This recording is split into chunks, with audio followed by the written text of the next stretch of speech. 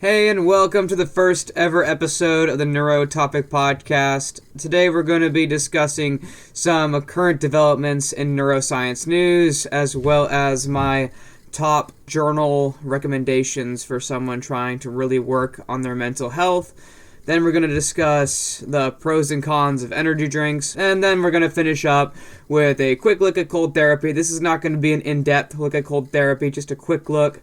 We'll be discussing much more in-depth in future episodes. All right, let's begin. How does the mind absorb experience? How do the impressions of the senses get translated into thoughts and feelings? Science now suggests that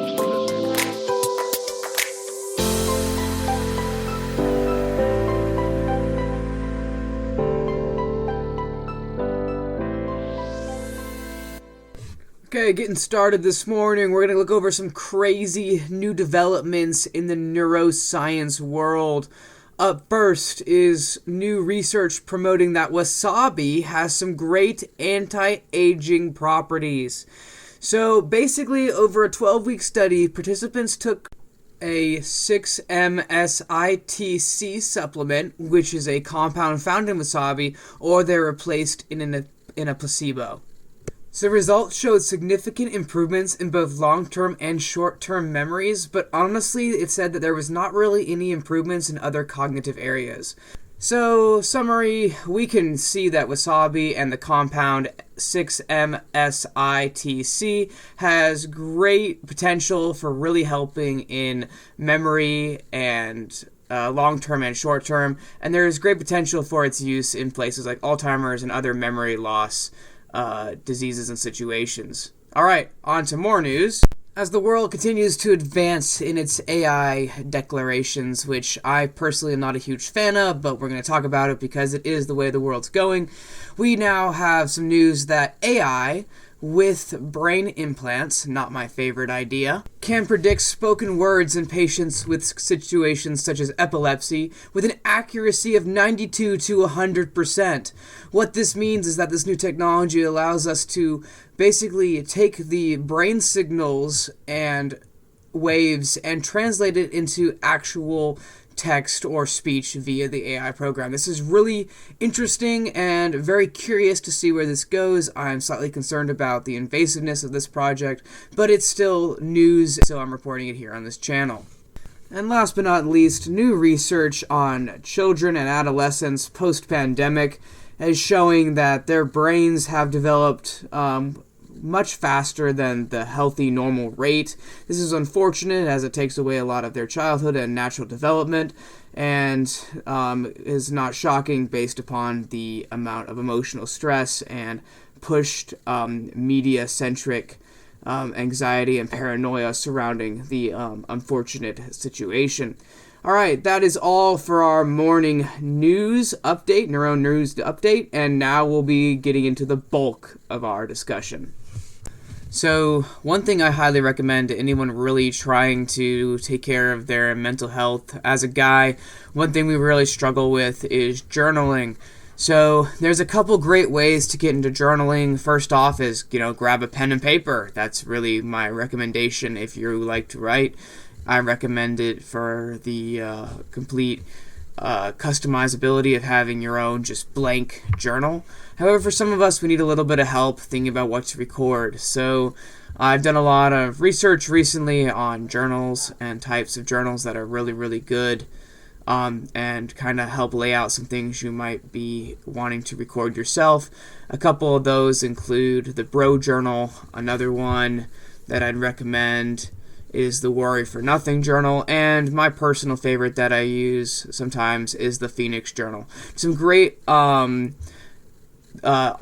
if you want to just have some little clarity, a little speed in your record of your daily life, and just kind of look at where you've come and where you're going and kind of plan out your day and day-to-day situations.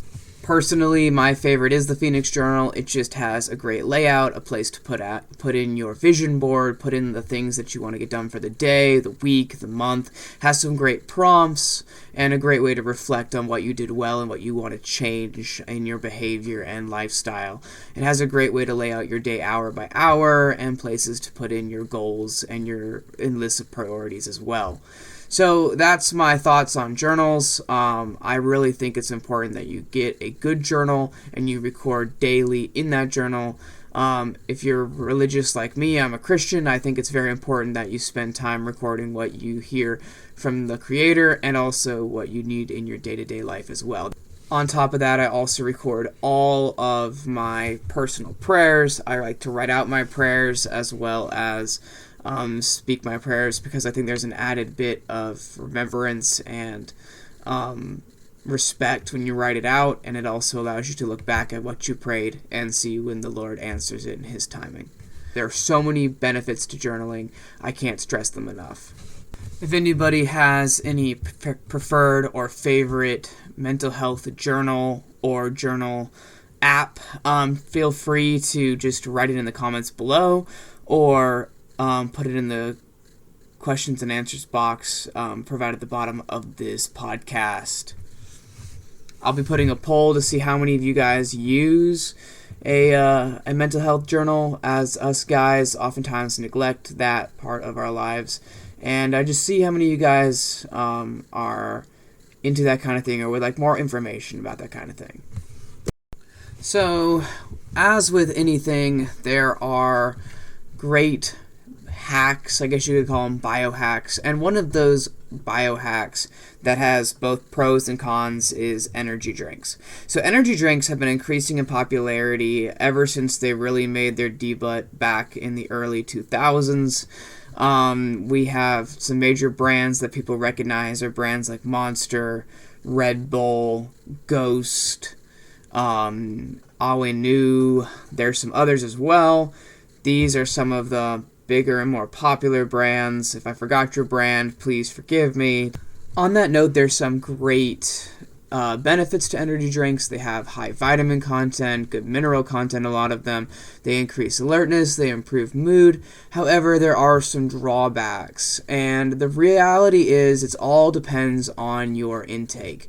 If you have an energy drink here and there, or even once every couple of days, that's not really going to be a big deal as long as you monitor a couple things. First off, you have to know your own heart, and you have to know your response to caffeine. You don't want to ever go over 400 milligrams of caffeine a day. That's a pretty good rule of thumb, and it's anything higher than that, it becomes dangerous for your heart and health. As long as you stay below that, you tend to be pretty safe. The other problems with energy drinks include causing increased anxiety and stress upon the body's adrenal systems. If you're not used to high caffeine content and high doses of B vitamins, you really want to avoid them, and you want to make sure you understand what you're adding to your body and really look at the macros and the micronutrients and kind of determine if these vitamins and nutrient contents are going to be helpful or negative to your personal mental state. Now, the reason I say that is some people, for example, with ADHD might find caffeinated products to be really beneficial.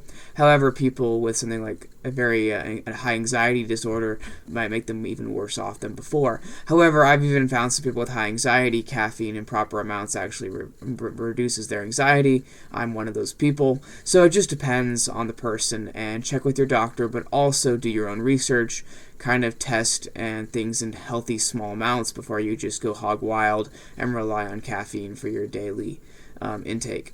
That being said, energy drinks are really hit and miss. There's some like Ghost energy drinks, which I really like for their transparent label and giving you more information on what's in them and their blends. Some energy drinks have a ton of sugar. I always recommend, if you're going to do an energy drink, do sugar-free and try to do one. If you can find one sweetened with stevia, that would be your best bet. Xylitol is a good bet as well. There's some monsters that have xylitol sweeteners that are better.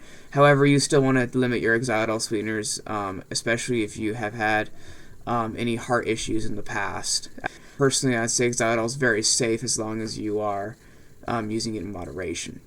more worrisome than the artificial sweeteners, I'd be really worried about your intake of sugar, because the amount of sugar in an energy drink is enough to really throw your adrenal and neuro circuits for a loop. I would avoid any sugary energy drinks, period, just due to the negative effects of that sugar on the body, the heart, the mind, and the adrenals.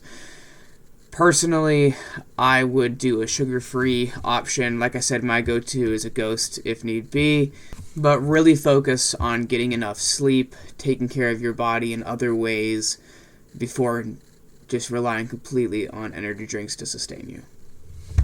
Some of the best ways I've found to increase energy: wake up at the same time each day, get natural sunlight, get a lot of red light therapy or red light in the morning, and make sure to avoid screen time at night. These are some great ways to really increase your sleep habits, which will naturally increase your energy as well. Also, a great recommendation would be cold showers, but we'll get more into that in the next section. So now onto cold therapy. What is cold therapy? Well, cold therapy is the use of extreme cold, whether that be with water or with a cryotube, and just basically getting the body down to very low temperatures for short periods of time to really slow down the metabolic rate and cause vasoconstriction, which will greatly reduce inflammation and allow for the body to begin healing places of injury.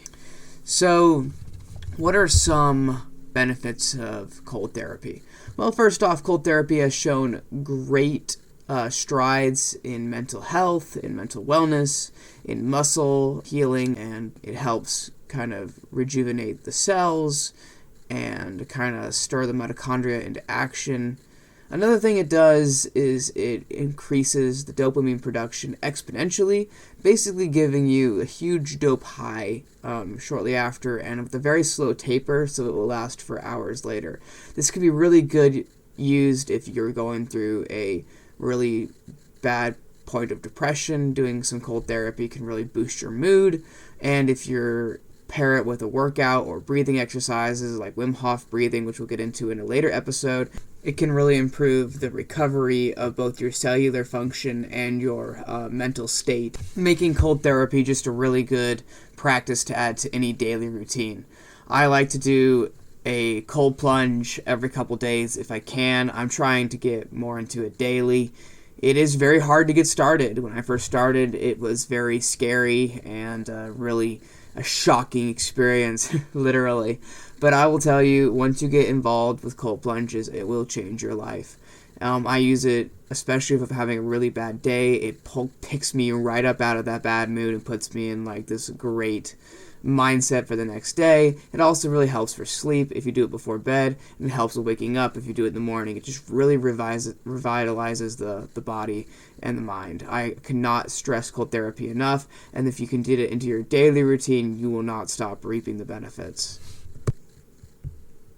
And unfortunately, listeners and all you fans out there, this is going to be the end of this episode. We'll hopefully make some episodes longer in the future, and we'll have some guests on our show as we continue to build up this podcast. This is just the episode to start us off, and I hope you guys learned some great tips about journaling, cold therapy, and energy drinks. And next time we will discuss some more in-depth topics and really look more into some of these really amazing ways to really help grow your mind and grow your body and become the man you want to be.